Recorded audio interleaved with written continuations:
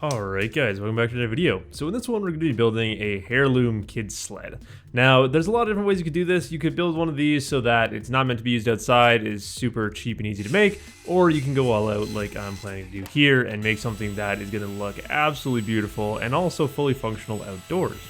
So the first part of this project is building the runners. On a sled like this, everything is built off of the runners. Now, unlike most of the sleds you might be familiar with, where that would require steam bending or anything like that in order to make the runners, here we're just going to be using 2 pieces of 4/4 stock and cutting some details into them.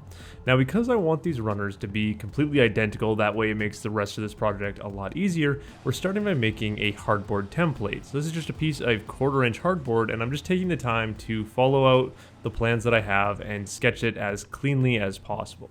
Then I'll go through and shape this template to be as accurate as I possibly can. Then we'll use that to actually make our runners completely identical to each other using a flush trim bit on the router.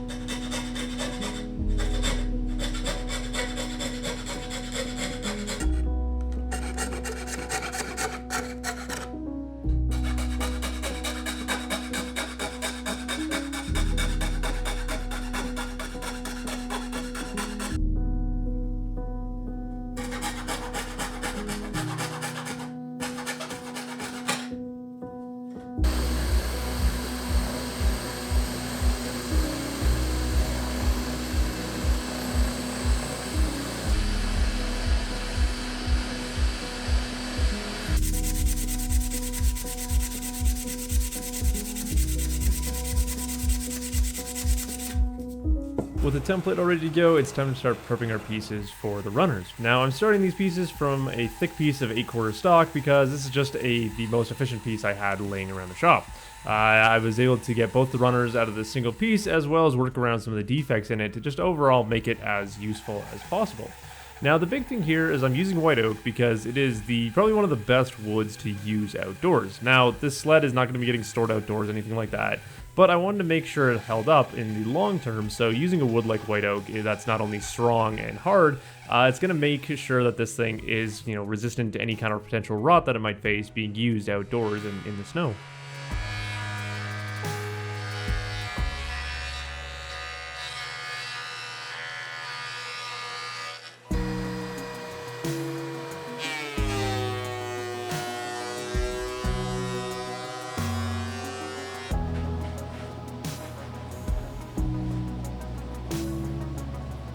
Then once the board is to its proper thickness, we can attach our template, and you can see here just what I mean by some of those defects. There's that crack in the top there that we're going to be completely removing, which is just great use of this piece of material. So I'm going to start by removing the material with the saws as much as I can. So the bandsaw is a great place to start on the outside edges. I'm using a 1/4 inch blade here to work around all my little tight corners in that, and I'm just trying to get as close to my template as possible. The one thing you really want to avoid doing here is running your saw into the template, because that will transition into your router bit later on down the road. So you want to keep that blade close to the template, but never touching it.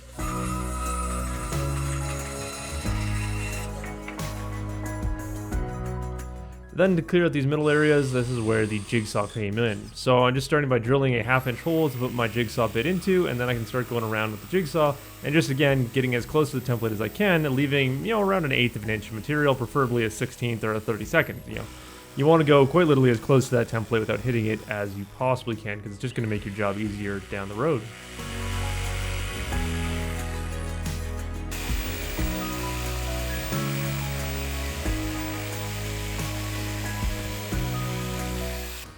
On the router table, I'm actually using a extremely cheap bit. I was able to buy this bit for 30 bucks off of Amazon, and this is a compression flush trim bit. So if you don't know what that means, it means the flush trim part just means that there's a bearing that's going to ride up against our template, but the compression part means that it is both an upcut and a downcut spiral bit. So especially with this white oak, I got no tear out whatsoever with this router bit. I was very impressed. And again, the fact that I only get paid 30 bucks for it off of Amazon was quite impressive. So if you're looking for a good cheap flush trim bit, there'll be a link to this one in the description down below.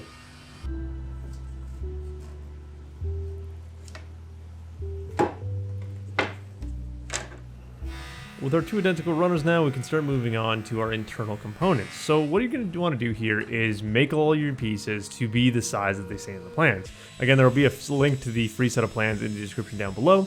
But what the plans tell you to do is to just kind of go and cut your joinery, all that kind of stuff. What I found was a lot easier is by making up my pieces, I can base all of my joinery off the pieces that I have. You're going to see how this works later down the road here, but it does work a lot better than, trying to pre-cut your joinery before you have your pieces made.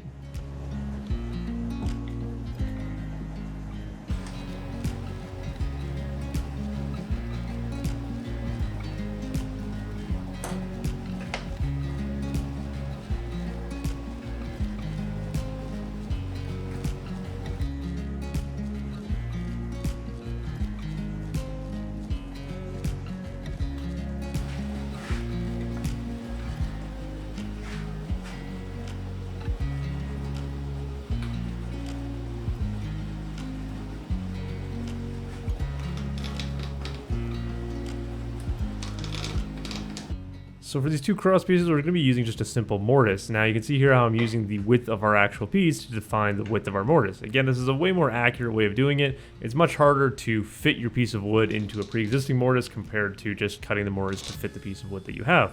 I can then use a upcut bit in my router to then clear out the majority of the material and then go back in with a chisel to clean up to my lines. Now you have to be very careful when you're doing this. I did manage to break out part of the grain there when I was cleaning up with the chisel, just because you can see we are working with a lot of end grain in these mortises. But if you take your time, work a little bit slower than I did, you should be just fine. It also really helps to have nice sharp chisels here. You want to, you're going to be going back and forth to the stones a few times, just cutting these 4 mortises that are in the runners here.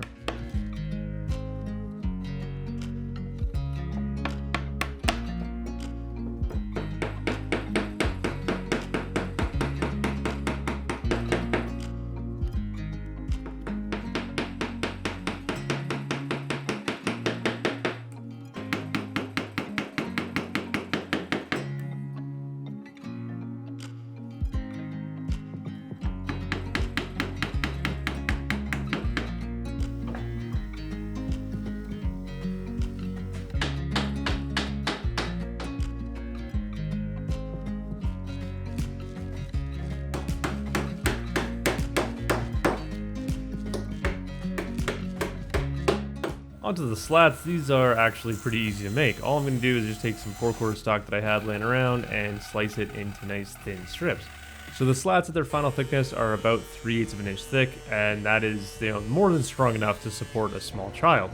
The one thing I did find while building this is that if, let's say, an adult was to stand on top of this sled, the slats would probably break. But the important thing here with this the way that I designed this product and a few of the changes that I made to the free sets of plans is just that I've made sure that you could replace all the slats super easily. So if they ever do get broken, it's 10, maybe 20 minute fix, and the sled is back up and running.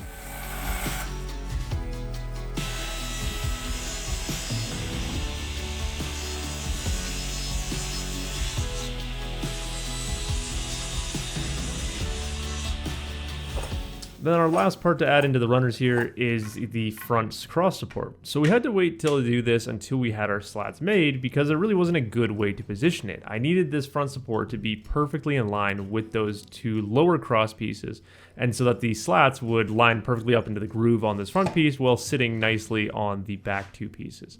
So you can see how the order of operations in a project like this really is important. You have to make sure you take the time to sit down and think about what needs to happen before you just start cutting joinery in that, because it's very easy to screw up a project like this. Luckily, if I ever did screw up on these runners, we have that template to remake them pretty quickly and easily, but ideally you don't want to have to do that. So if you just take the time to think about your order of operations, that's going to serve you very well in any project you do.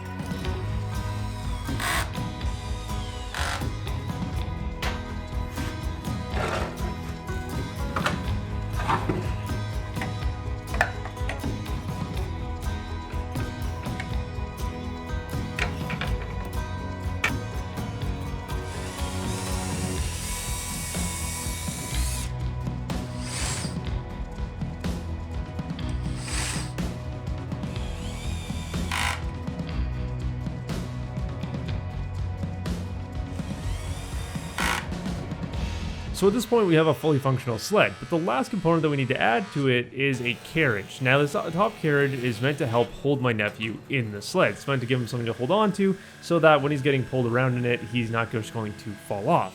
My nephew is a little over 1 year old and he doesn't really have the ability to keep himself upright all the time, or he just also doesn't really want to all the time. So this carriage is going to give him something to lean against and overall just increases the safety factor.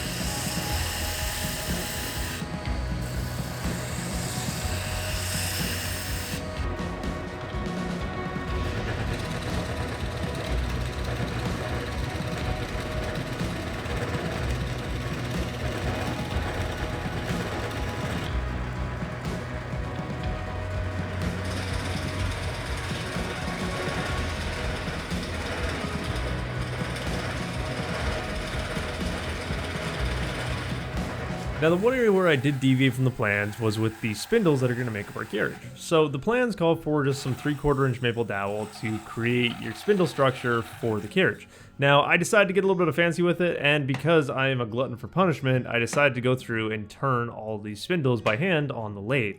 Now, this was a super fun thing to do. One of the things I've been wanting to practice a lot more with the lathe is making things that are very similar to each other. Because right now, most of the stuff that I've done in the lathe is just, free turning. You just make something that you want to make, and there's not really any good specifications to the stuff that I've made so far. Whereas with these, I needed all of them to match a certain tenon size, I needed all of them to be a certain height, and I needed all of them to look fairly consistent. Now, overall, I did think I did pretty good. The tenons all fit up nicely. I was able to fit them into the holes that I drilled into our carriage. They all came out to just the right length, and I was able to trim and do that kind of stuff here and there when I needed to. The one area where I did have a little bit of trouble is making them look similar. So overall, I would say across all the different spindles that I did, they came out looking great. They look close enough. It's only when you really get up close and inspect them that you can notice that some are a little bit thicker, some are a little bit narrower on certain areas, stuff like that. But it's just those little details. But overall, I was super happy with how they all came out. And again, I think they, as a unit, they all look really good together. But it's only when you really start focusing on those little details that you will notice some inconsistencies between them. But again, they look great, and I am really glad that I took the time to not only give myself a little practice doing this, but turn these to make them a little bit special.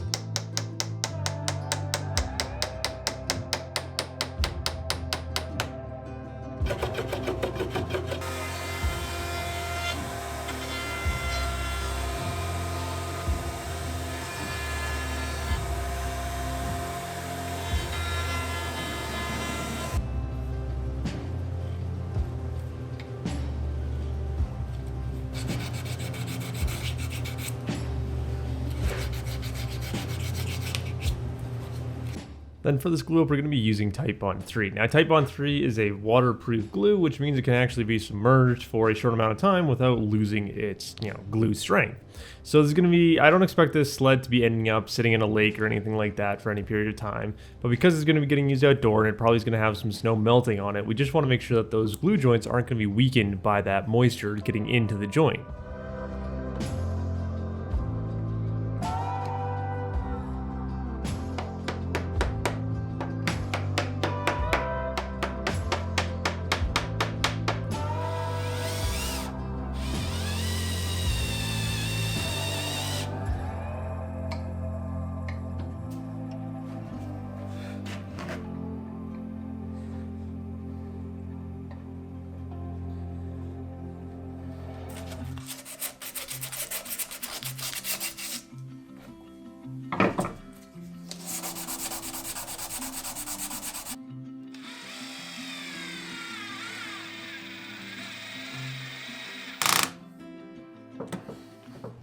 So at this point, we still have a lot of rough and square edges, and we want to change that. We want to add in a little bit of extra detail and overall just round things off and make things look a little bit more elegant. Now, I left it all until this stage because one of the things that I've learned over my few years of woodworking is that the longer that you can leave your pieces perfectly square, your life is going to be just a little bit easier, because off of a square piece of wood, you can lay out marks, do all this kind of stuff in a matter of seconds.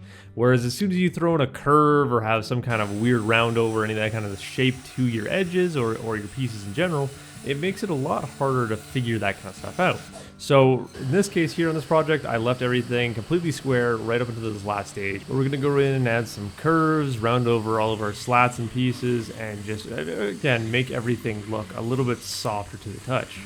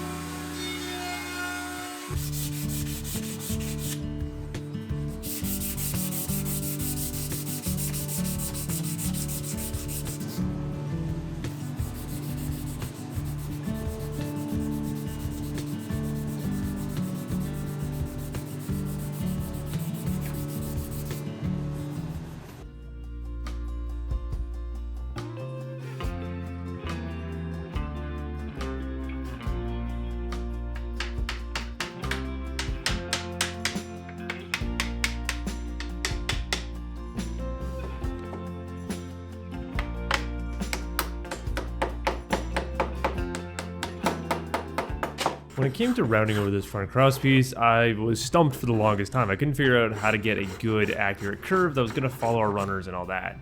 Eventually, I realized that if I just glued it in place and used my spoke shave, I could just very easily match that curve to the runners, and I'd get a nice, seamless transition.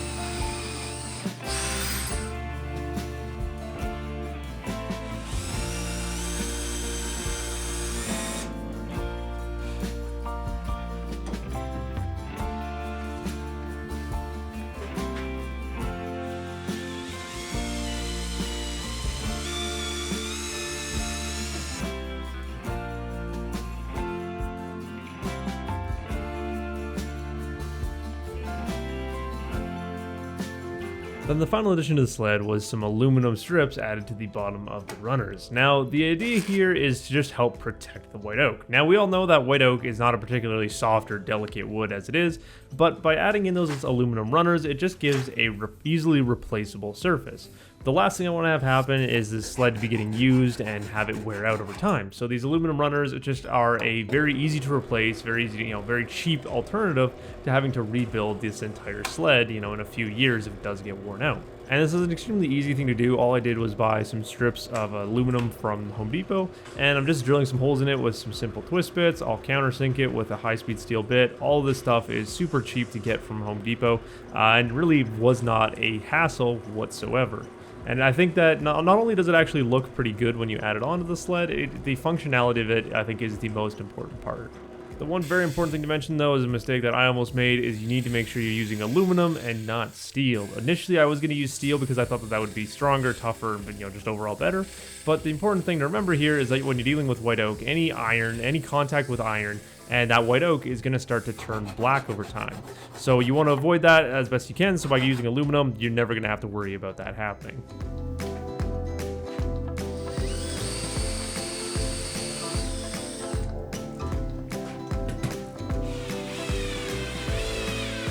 Of course, we can't leave the raw aluminum. That would clash a lot with the look that I'm going for here. So I decided to give them a quick painting. So we're starting with some metal etching primer here. This will help the next level spray paint really bite in and hold on to the metal, even though it's going to wear off eventually. And I'm just using some trim-clad Regal Red, which is a really beautiful color in my opinion. Then on the rest of the sled, I'm using Minwax Helmsman Spar Urethane. Now, the only reason that I am using this finish, it's not one that I particularly like, but it is one of the best rated outdoor finishes. So it's probably not one that I'm going to be using anytime again in the future, unless I do some more outdoor projects, maybe in the next summer or something like that. But overall, I think that'll work great for this project. It does scratch up pretty easily, so again, not a huge fan of it. But in the case of this sled, it's going to get used. I'll probably do some fixes on it after this Christmas, and then it'll probably live the rest of its life on a shelf, so I'm not too worried about it in the long term.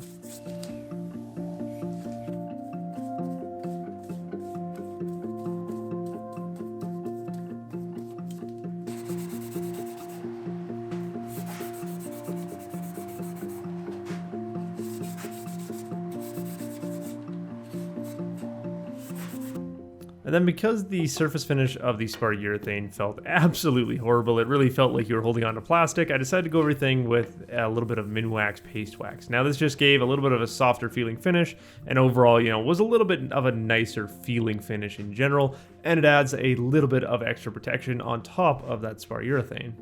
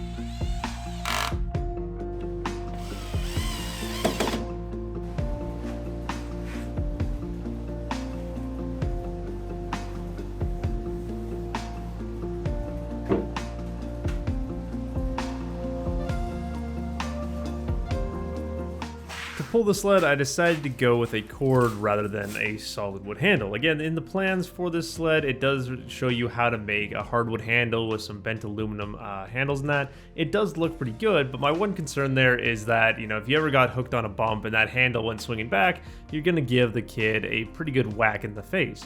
So I went and picked up some paracord that kind of matched with our already red theme of the sled and just took these 3 strands and braided them together. This made a really nice tow rope that has a decent amount of texture to it, so it's easy to grip with gloves and all that. And it ended up making it a little bit longer than I'd expected, which I think in the long term will be great. You know, it means you can keep the sled a little bit further away, so it's not going to be clipping you in the heels and all that kind of good stuff.